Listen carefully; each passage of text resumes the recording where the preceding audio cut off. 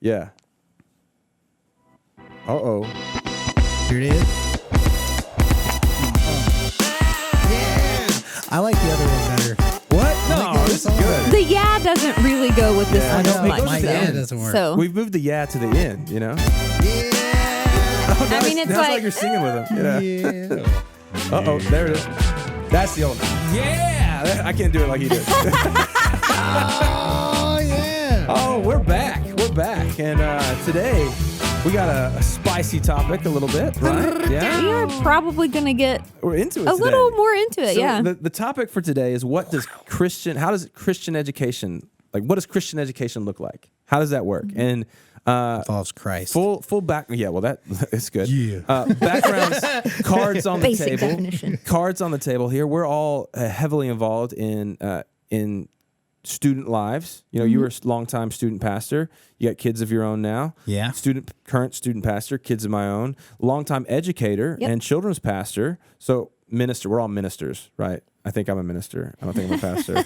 Well, it's only I'm a podcast. minister, Yeah. for sure. I'm definitely. Well, my taxes say I'm a pastor, but my title at the church is minister, so it works out. But the point is, today we're going to talk about education. Tomato orange. Yeah, tomato, tomato avocado. Right? Tomato avocado. Yeah. Potato. There we go.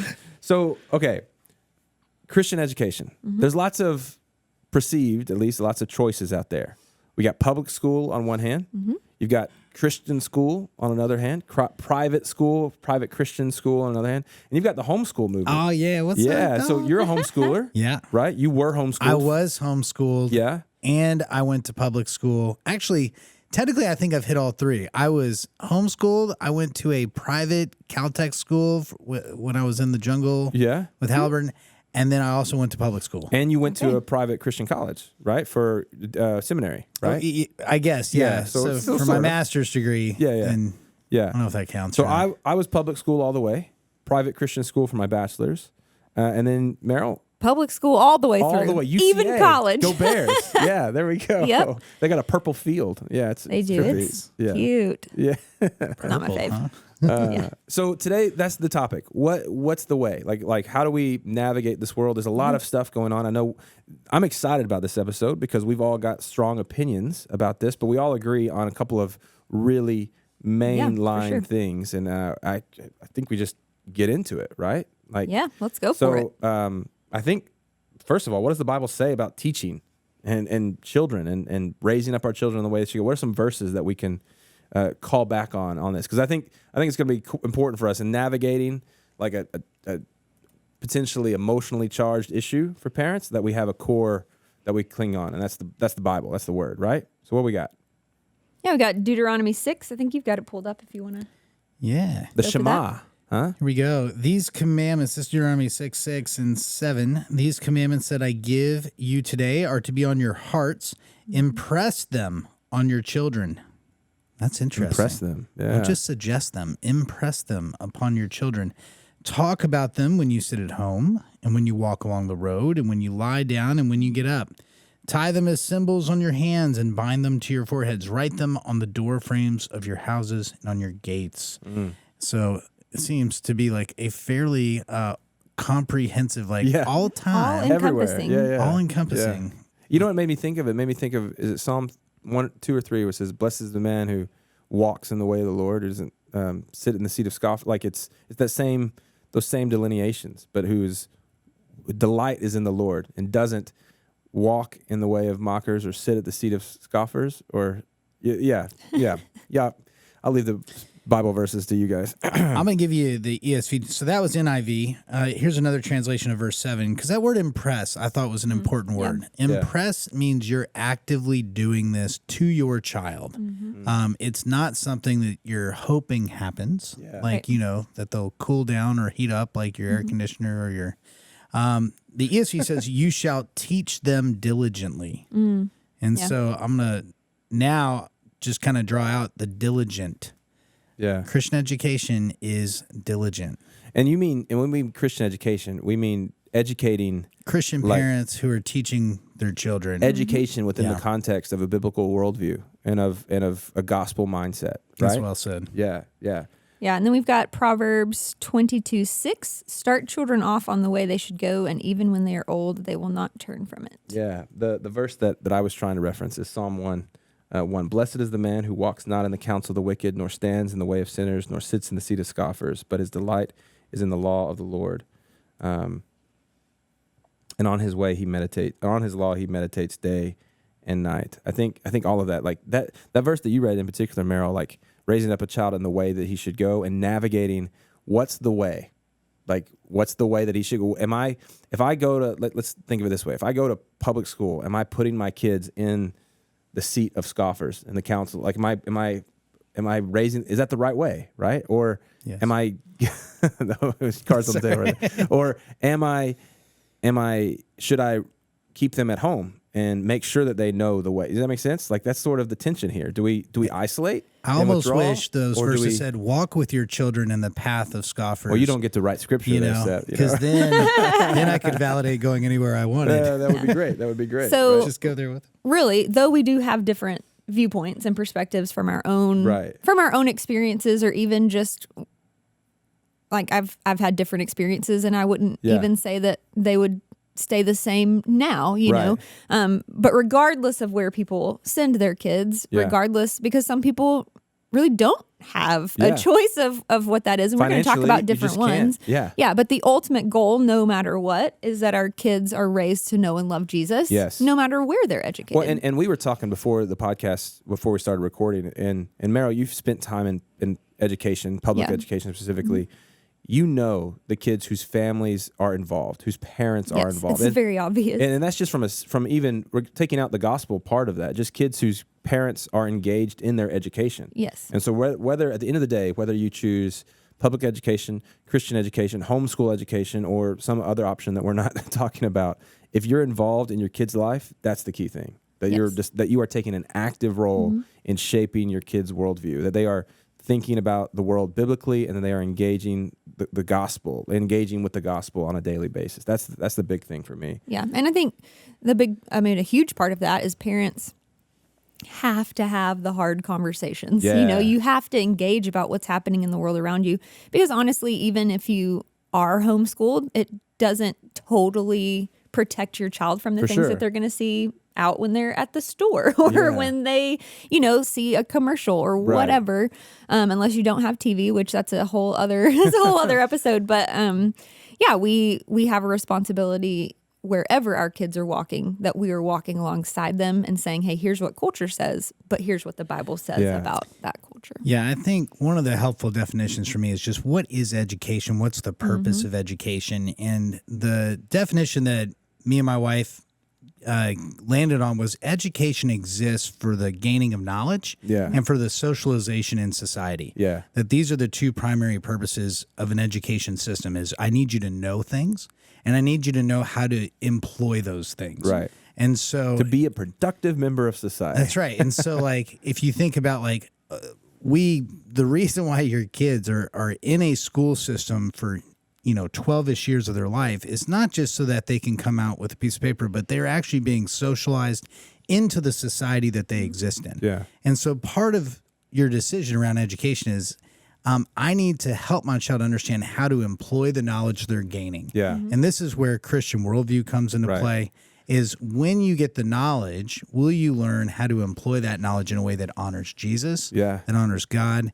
And that impetus, that weight falls on the parent no matter where your kid goes. Yeah. Yeah. For sure. You have to help your child recontextualize the knowledge that they're gaining Right. in such a way that they walk well with Jesus. Yeah. But it also means that I get to evaluate education systems based on whether or not they're fulfilling the mandate of giving knowledge and giving that knowledge in the right context of socialization. Well, and I think the temptation and the point of like wisdom for us is to know when are they fulfilling that mandate, or when are they indoctrinating to something else. And there's a real risk there of, without active participation from a parent, to reset and to redefine worldviews that don't align with the gospel, or to make sure that my kid is engaging with them in the right way. Because you're homeschool, public education. My wife works in private Christian schools, and we've seen a lot of kids come through that system, and And it's also possible to get all of the right head knowledge,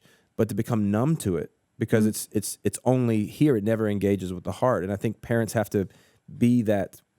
There's no one size fits all for education. Yeah. But there is one role. Like parents are the one role that no matter what you choose for education, that is key to making sure that it's effective for your kid. Maybe a good word picture for this would be, to me, worldview is a lot like a speed limit. And so if you're driving down the highway and there is no speed limit, you're on the Autobahn in Germany, people are going to be coming by you at 200 miles an hour. Guten Tag. Right? But if suddenly you see a speed limit that says, hey, it's 75 miles per hour, and to exceed that means I'm going to risk breaking a social contract. What it does is it impresses upon me a standard, whether I think going 75 miles an hour is the right level or not. Right. But it conforms me to the standard of that road. And to me, that's kind of what Christian worldview is, and it's the difference between what some might call worldview and then like what is faith. Faith is something that God does in the heart, that He ignites in the heart. Worldview is something I can agree and assent to and be shaped by the same way I'm shaped by reason. If that makes sense. So so I want my children to grow up with speed limits. Yeah. I want my children to encounter things Guardrails. through the lens and the guardrails of the worldview. And so anywho, but again, that impetus is going to come back down on the parent. If I have to deconstruct half of what is being worldviewed into my kid, it's like, of course you can do that. Yeah. That's going to be a lot more work. Right. Well, and that's what we want to get into today is kind of, let's take it case by case and lay out like public schools.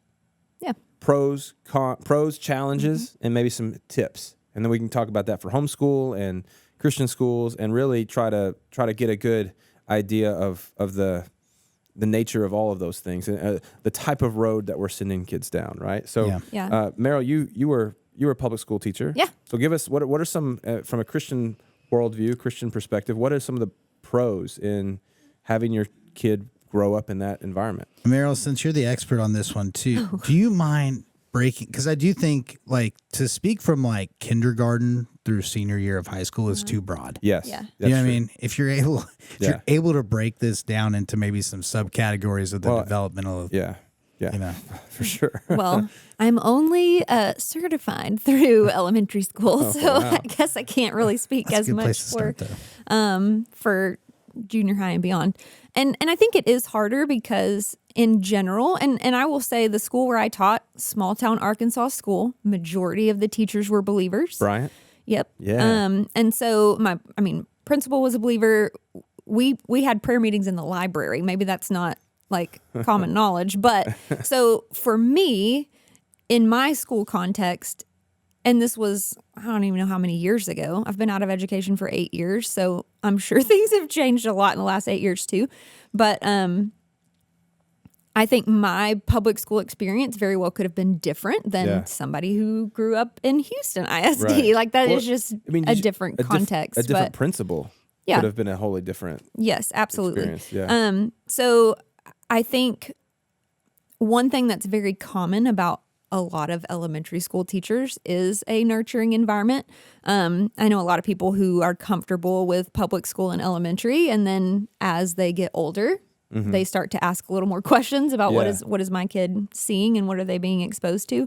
I think a positive opportunity with public school is that if that is where your children are going, because we're not saying there's one way to do this, and if you don't do it that way, you're doing it wrong. No. Because there's legitimately limited options. Yeah. I mean, if you got a single parent who has to work, they can't necessarily do all of those things at one time.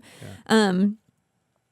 But when your children are in public school, they are exposed to society. Different worldviews. And as a parent, you get the opportunity to speak into that while they're under your roof, while they're under your developmental authority.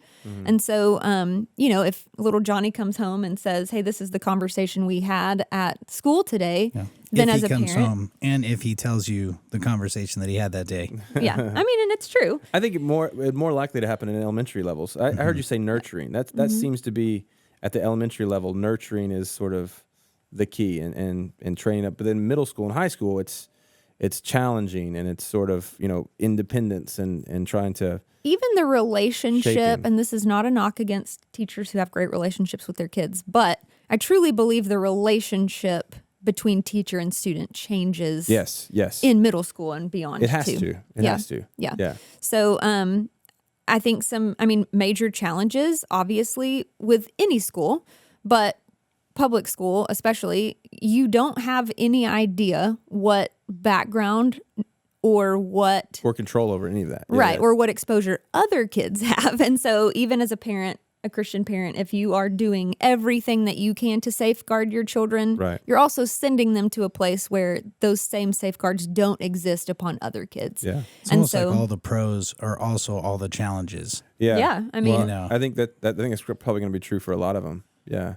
I found that in dealing with kids that come from public school, it's a twofold process. Yes, kids that, like, for example, kids here, our high schoolers that are at Bridgeland or at Woods or Ranch or wherever, are exposed to more diverse ideological worldviews than a homeschool kid is. They have kids in their class who are Muslim. They have kids in their class who are Hindu, or kids in their class who are on LGBTQ, identifying all these different things, and kids who have strong opinions and are very articulate about whichever one they are. And there's friend groups, and it's all true. But at the same time, I know kids who, because they've had to stand, because their parents have taught them this is who we are, and they've engaged with that, they're stronger in their belief. Like, I remember in college, may not be a great example, but in college, I went to a Christian university, and I had some friends that went to the University of Arkansas, and we were talking one day about how they were involved in their campus ministry stuff, and how I wasn't as much. I was involved in some other things, and they're like, yeah, because everybody's a Christian at Ouachita, right? But at a U of A, like, you know who the real Christians are. And that, to me, stood out of like, oh, wait, no, because being a Christian at a secular campus costs you something. Being a Christian at a public school, when you're in high school and middle school, and your parents have raised you to believe this way, like, it costs you something. You will lose some friends. You will have some opportunities that you may not get to take full. You may not get invited to the parties and to do those different things, but it's visible, and it is a light in a dark place. Whereas, so it is the pro and the con at the same. It's the same, right? Yeah. And it's kind of like, that's good for a kid's faith. I think the approach of it determines whether it's a pro or con. Maybe you're right. And I was raised in public school. My parents are public school educators by trade. So public school is all I ever knew. Me too. It was the only option, like my mom stayed home with us until we went to kindergarten, but then she was working at the same school where I went. And so there's also a little bit of like, she knew where I was and everything like that. But y'all, I was the most sheltered kid probably in my high school. Right. There were so many things I did not know. I was completely naive. And I think it's interesting because did I learn things that I didn't learn at home? Yes. But I also, one of the most positive things I think is that my parents often told me no when I came home and asked, like, hey, can I go to this thing? Hey, can I hang out with this person?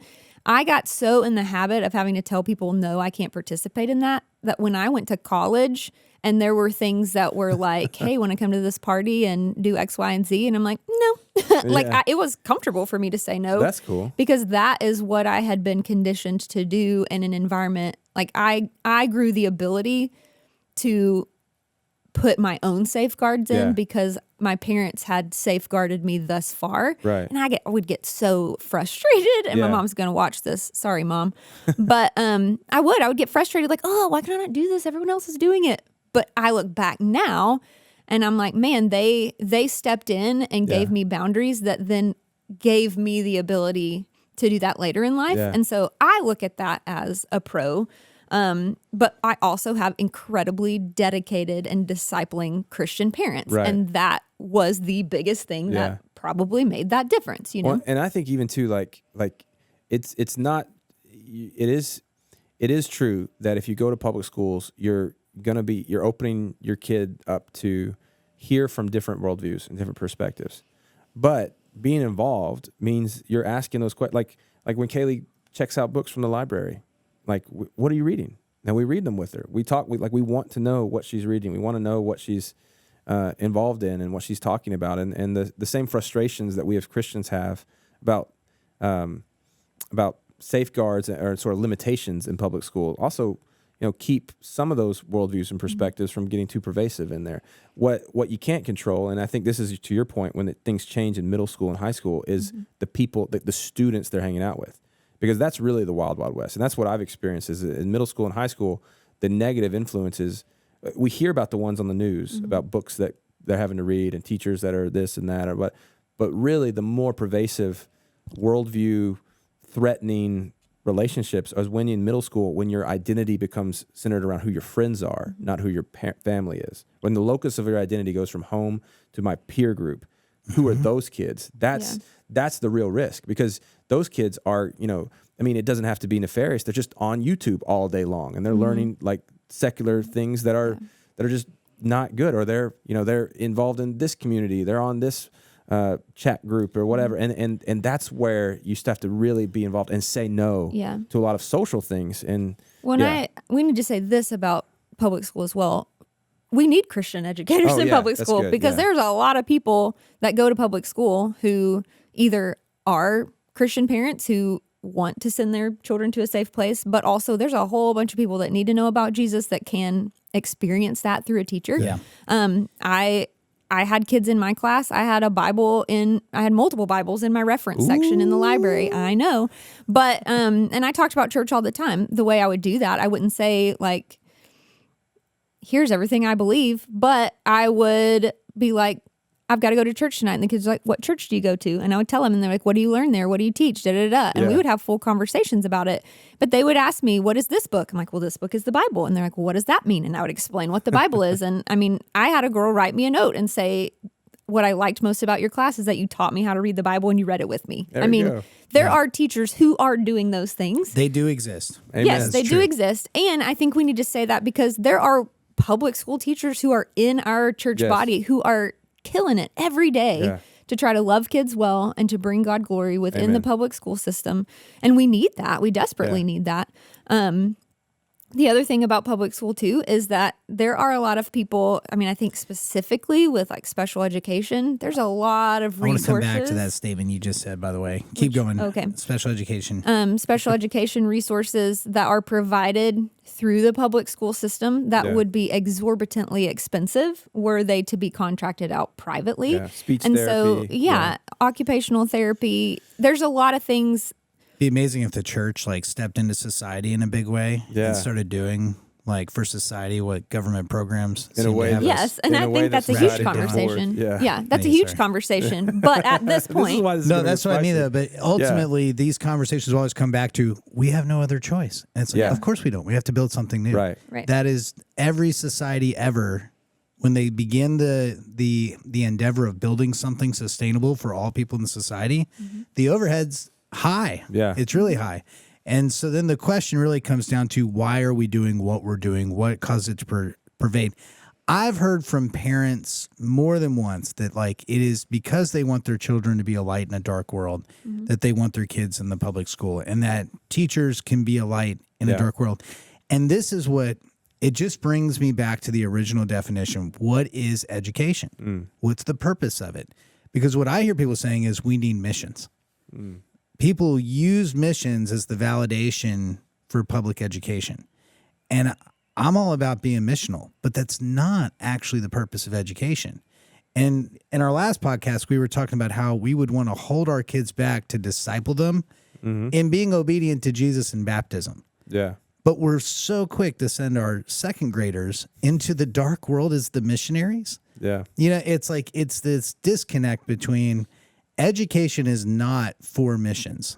You need to educate your children on missions. Yeah. And then walk with them into their mission field. That's why I love the argument for Christian teachers in the public school. I'm not a huge fan of like saying, I need little Jimmy to be a light in a dark place. Like, no, you need little Jimmy to be educated and socialized into a Christian worldview so that when you go and be a missionary and he follows you and follows your example, he is actually growing up into his faith. Because I think probably the biggest challenge for public school, if you're a Christian parent trying to figure out how to educate your Christian kids, is you're sending them into a place where the enemy is active, deeply active. And to cut Satan out of the conversation when we send our kids out into the world is just to be naive. Like, your kids they're entering into a spiritual war zone. Your home is designed as a Christian to be a place of refuge, and a place where the admonition and the raising up in the Lord happens in a place where there's grace, redemption, the proclamation of the gospel.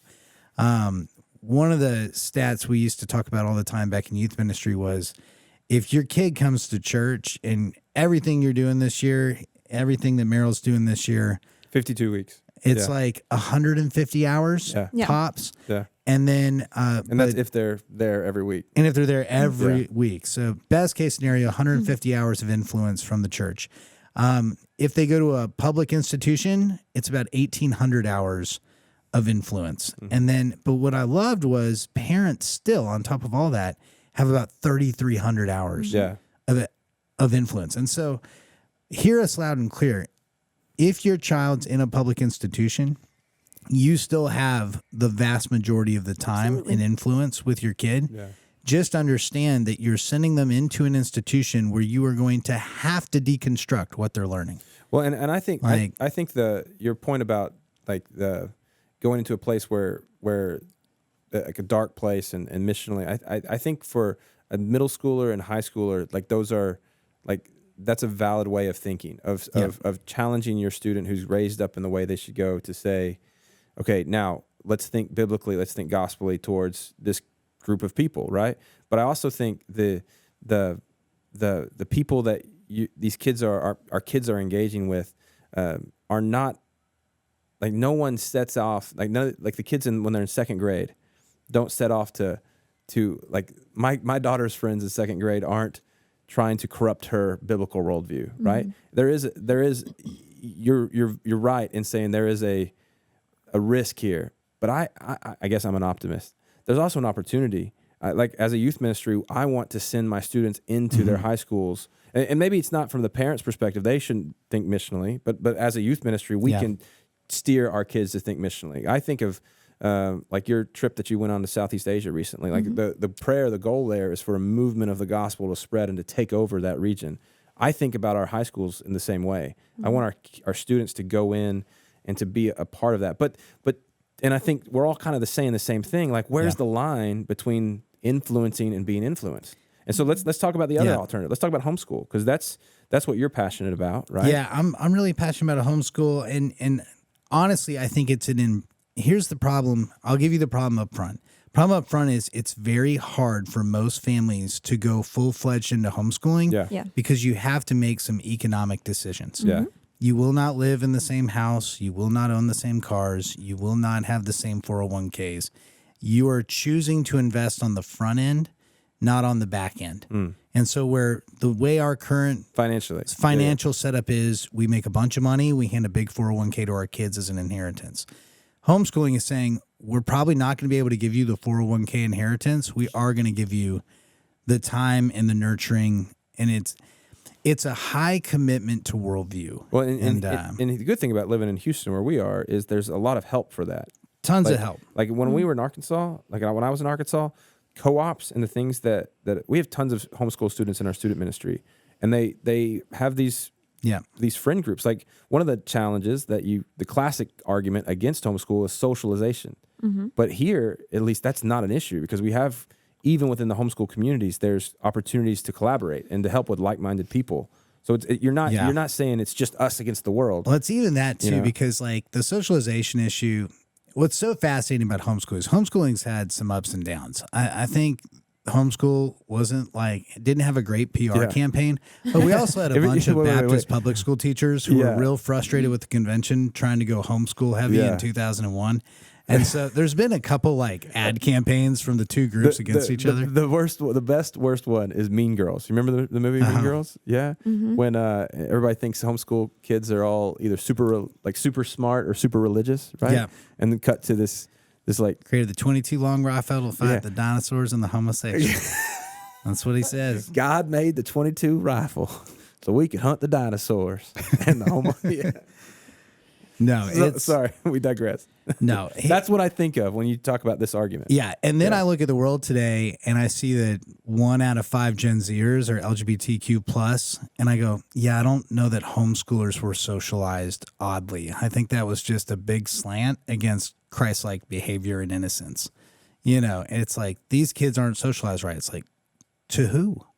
In what society are you trying to socialize them into? And so if my kid's cool, then Lord help them. Like I tried to be cool in high school and I went down to the depths and the dregs of my sin. That's cool is just a form of pride. It's like, I was not cool. That must be why I turned out okay. I wasn't cool, it was but more I like played you had sports. parents who were committed to not allowing you to be cool. Because if given the they definitely opportunity, were. all kids would like to be cool. Yeah. Wait, I've never heard this before. Wait, I thought you were going to say all kids can be cool. I was like, nope. No, but the Cannot. desire to be known and Yes. accepted and socialized into those social circles, that pressure is huge. And that pressure is not, and this is what I'm trying to help parents understand. We have been very much brainwashed into thinking about this just psychologically and just materially. There is a spiritual component with that pressure. Satan wants your kid to be a cool kid. He wants your kid to have all the accolades of man. And the Bible's very clear that like the love of the world is not a good thing. Yeah. It's not a good thing, but that is the game in any social circle is to rise up and be liked and loved. And if I spend 1,800 hours a year in a system. So one of the pros for homeschooling then is I get to tailor the education to the student. I get to focus on their heart as well as their mind.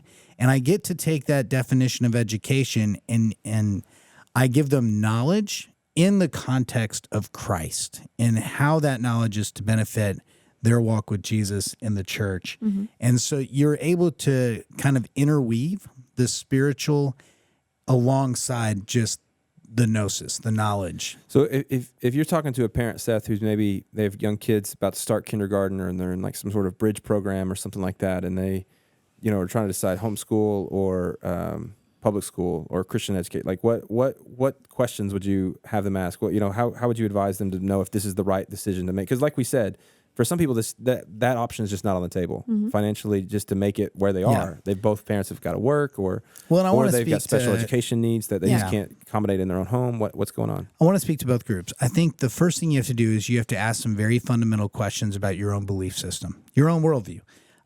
Most of the parents I talk to have a really positive memory of their time in public school. Mm-hmm. It was a good time for them.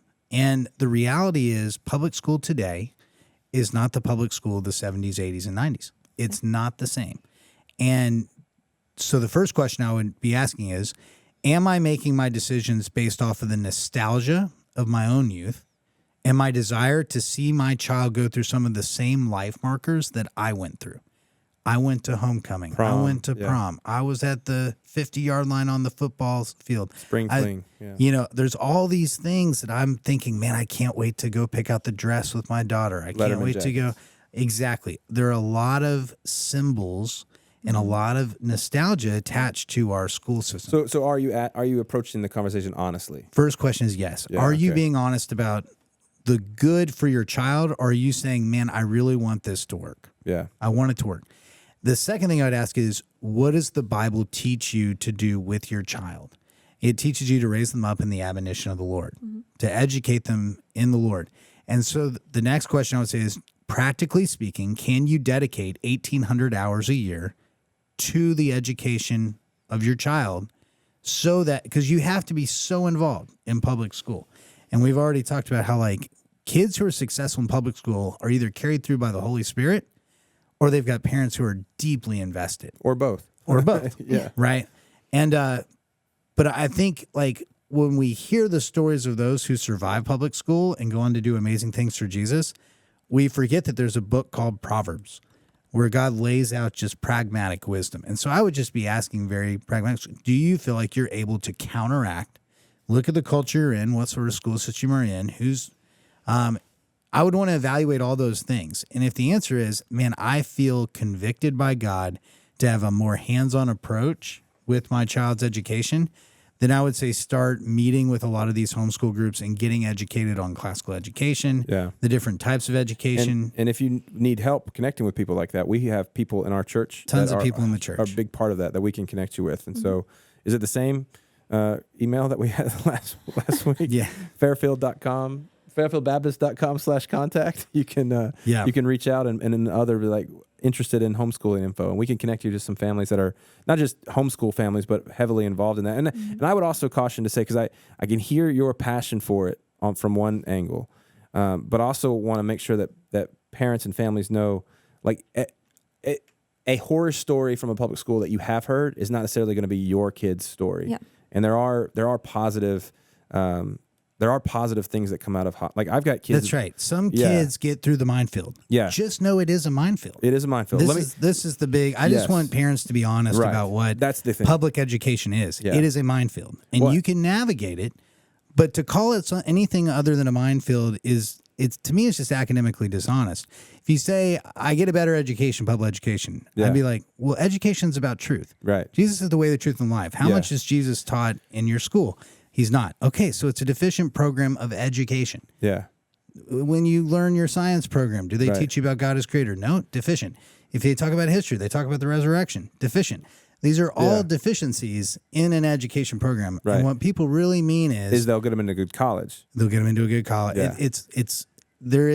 I don't think people are really honest about why, and then they use missions as the cover up. Yeah. But then I think this also reveals other things of like, if you're in a season of life where scheduling, you just can't. Well, then that means, because the key factor in all of this, whether it's homeschool or Christian education or public education, is your involvement in your kid's life. Well, that means if I can't devote the 9 to 5 like hours to my kid's education, when I get home at 5, we got to reframe some things. We got to be involved in there. We got to make sure that they're involved in church and that they're coming and getting peer-based. Like that's the other thing for me is your peer groups that you're going to form at public school don't have Christ in any part of that. But if you come to church, then there's inherently if your friend groups are formed at church, there's a Christian center of that, and that's equally as important as the education piece in shaping worldview. That's right. Somebody said it. I don't know who said it, but you are the sum of your 5 closest friends. And when you get to middle school and high school, we can all speak from experience. And I'll tell you right now, like there's parents who have done everything they can for their homeschool kids, for their private Christian school kids, for their public school kids. And those kids end up, for a season at least, with the wrong friendships, throwing all that out the window.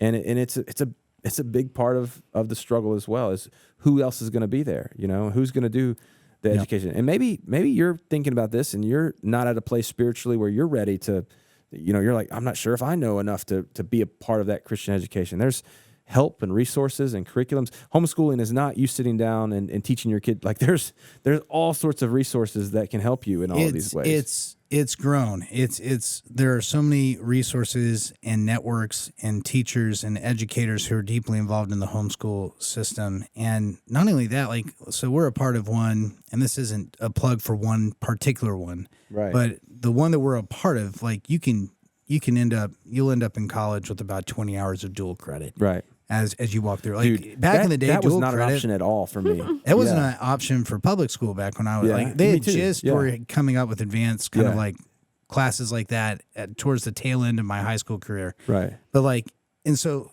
the argument that your access to those things only exists in public school, that's not true anymore. Yeah, no, for sure. Most of a lot of the homeschool kids in our youth group are going to go to college as sophomores because there's actually. It's more there seems to be more opportunities to take classes at Lone Star or to get stuff done early. I mean, there's lots more now in public school than there was. Well, one of the big asks in public schools right now, one of the big things that the teachers are crying out for is they want smaller class sizes so that they can have more intentional. And so that is the ultimate pro with homeschooling is you get to have your education tailored to you. Yeah. It's not you and 30 other people that are kind of being put through a curriculum. It's, hey, you didn't get this. You're going to get this because I am able to pour all of this energy into your education. Yeah. Let me go ahead. Well, I was going to say I'm not disagreeing with what you're saying, but I think we still have to say there are good teachers out there. We can't totally when we look at the system. I could speak for probably an hour on other Christian things related to what I think needs to change in education. Yeah. But we also, I think it's hard when we say, and I agree with you, it's a minefield, but I think we can't also paint such a bleak picture that parents are like, because again, we're not demonizing that decision, but we Right. do have to talk through what that Well, means. and talk about it honestly. Yeah. Yeah, That's right. Yeah, I don't want parents to hear like Right. few survive, you know, Yeah, like yeah. you have to do more. Well, But I think- but the statistic is 80% dropout from their faith. Like that. Well, like, okay, but yeah, right? let's be honest about that. Like some of that is because parents are not doing the thing we're telling them to do. They're not Right. passing on their own faith in their home. Like that Yeah. that statistic that 80% of kids lose their faith when they go to college. A lot of the determining factors of that have been how connected are those kids to other adults outside of their family. I actually feel bad for saying that statistic, mostly because I want parents to be like, I want them to understand that we're in a time in history where we're reshaping some things as Right. a society. Yeah, yeah. Things are ramping up. It's changing.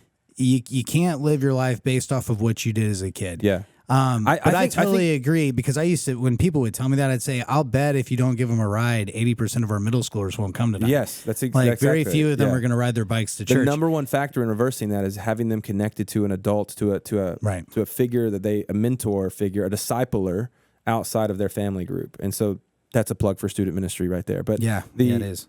I think what is helpful about what you're saying, Seth, is homeschooling is a relevant option. Absolutely. It's a huge option, and it is a response and a good option to a real threat. It's not the end of the world, but there is a reality of public education. You're taking the spiritual reins out of the education process, and you're saying, I'm going to have to supplement that at home or with my church or with my community, because it's not going to happen from there. I'll tell you one cool story.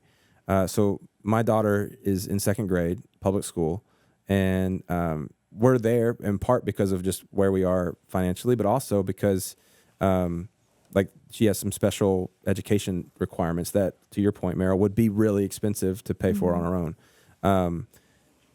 She has a speech delay, right? We came from a small private Christian school, which to us felt like a sort of a middle ground between homeschool and public education. We don't have time to get into Christian education and flaws with that and everything as well. But one of the first days that she got there, I'll never forget this. She has this speech delay, and so making friends is hard for her. One of the things that we realized quickly in her time at Alt, at public school, was she connected quickly with the ESL kids, with the English second language kids, with kids in her class who also had trouble with English.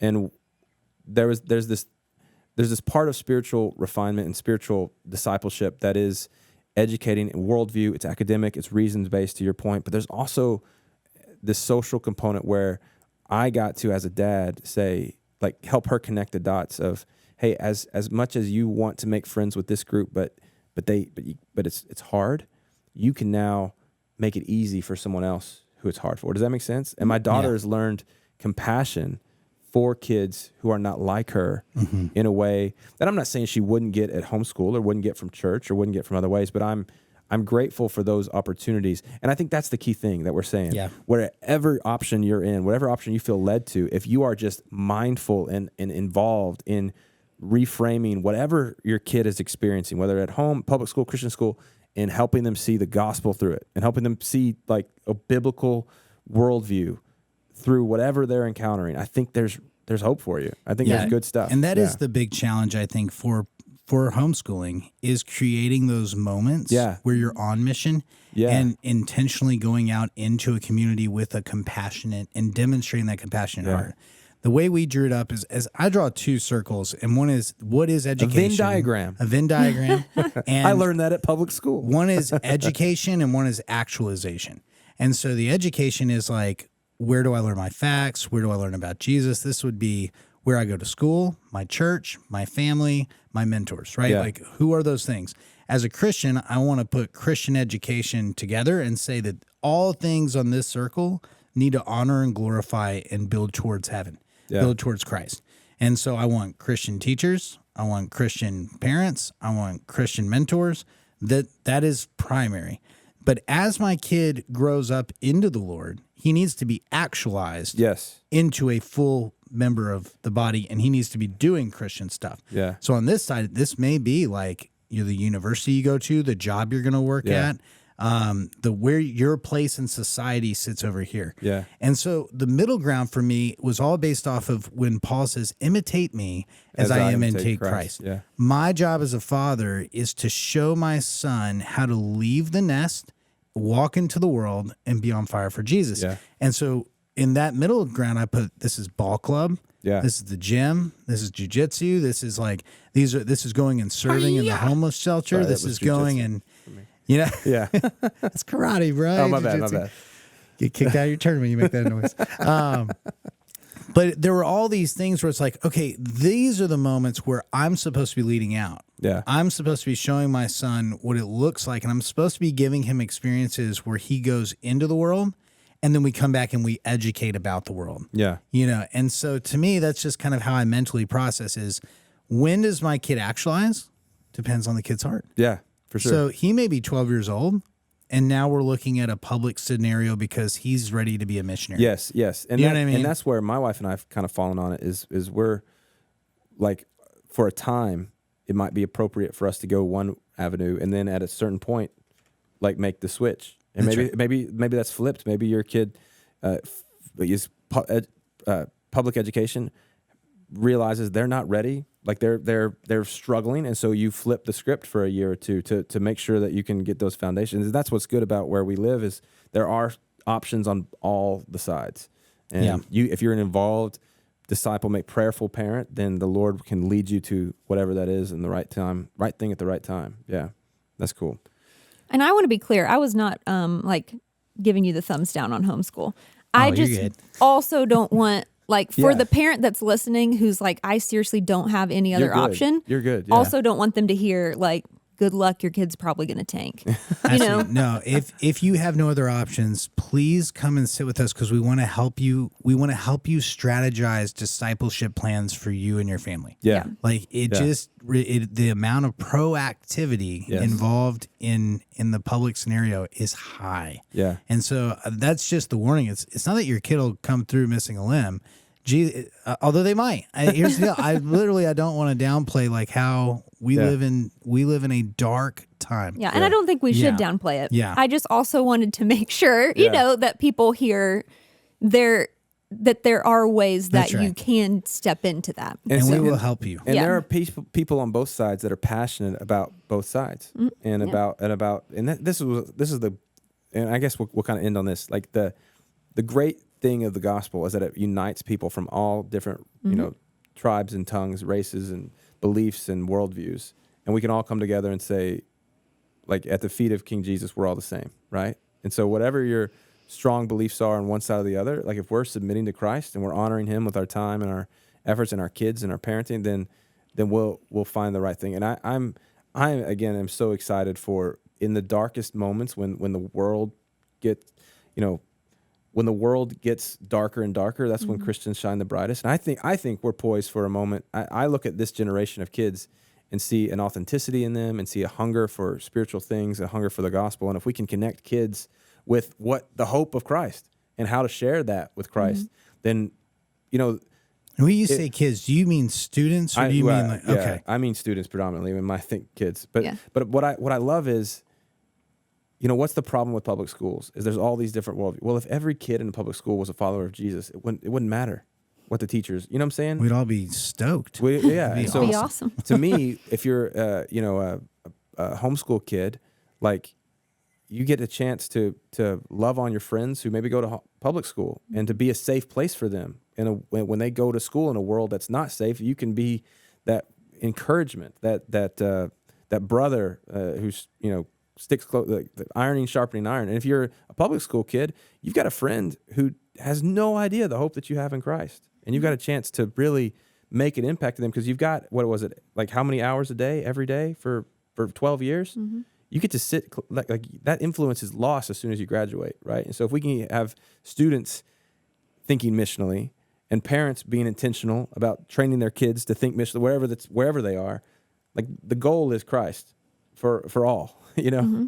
And so anyway, that's my soapbox. And I think hands down, the main biggest takeaway is parents have to be intentional. And one great discipling way children. to be intentional about discipling your children is to subscribe to this podcast and to share it with another friend, another parent who's going through the same decision process, right? And get them a part of the conversation and find, if you got like-minded people and you're like, it's always easier to go together, right? If you say, hey, we're going to go to public school and our kids are going to be friends, we're going to spend time outside of school so they have this tight friendship with someone they have in common, that makes public school a lot easier. Or we're not going to go to public school, we're going to go to homeschool, but we're going to make sure that we're going in a co-op together. That makes that transition. So to have a brother in arms who's also struggling with the transitions and changes, that's even better, right? Yeah.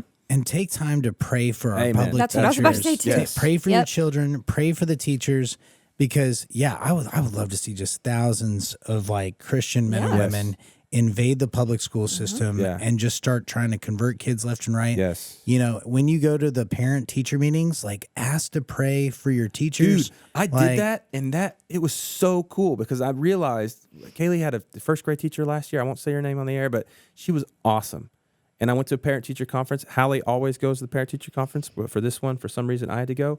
And I asked if I could pray with her, and she got emotional. And I realized that the reason she was such a great teacher was because of her faith. Like she's a believer, and I was like, it was such a cool connection for us to like pray for my yes. Sorry, I'm And Christian teachers out there, their heart breaks for the system too. You know, like it's equally as hard to look at the kids in your class who are deeply lost and know that they may not hear the truth if you're not the one sharing it. Yeah, and be bold. Like, that's right. Have a Bible in your classroom. I mean, and people were burned at the stake in the first century. Yeah. Like until Christians grow a spine. These things are. I would venture to guess that if you got fired for having a Bible in your school, you might get rehired immediately by another one of these places around here. But anyway, absolutely. If you have to be afraid to risk your job, then there's got to be a different job that you can do. You know what I mean? Well, and God's the ultimate authority behind all of it. Absolutely. So, well, whether you are public school, Christian school, homeschool, God loves you, and God has given you a job to raise your kids in the way they should go and to leave a legacy. Oh, we use the to leave a legacy of Christ in your family. And so we're here for you. And so you can reach out to us at fairfieldbaptist.com/connect. You can fill out a connect card. And we would love contact. There you go. Contact. Whatever. I'm just going to put my phone number on here one day and then get blown up. But, that works. Yeah. Thank you, Josh. Yeah. But you're not alone, and we would love to help you navigate this decision in one way or another. And so join us next time for another riveting conversation. Do we know what we're talking about next week? TBD. It's a surprise. We'll find out. It'll be great. It'll be great. So like, subscribe, and share, and all the things. And yeah. All right. Cool. Here it is. Yeah. Hug a teacher.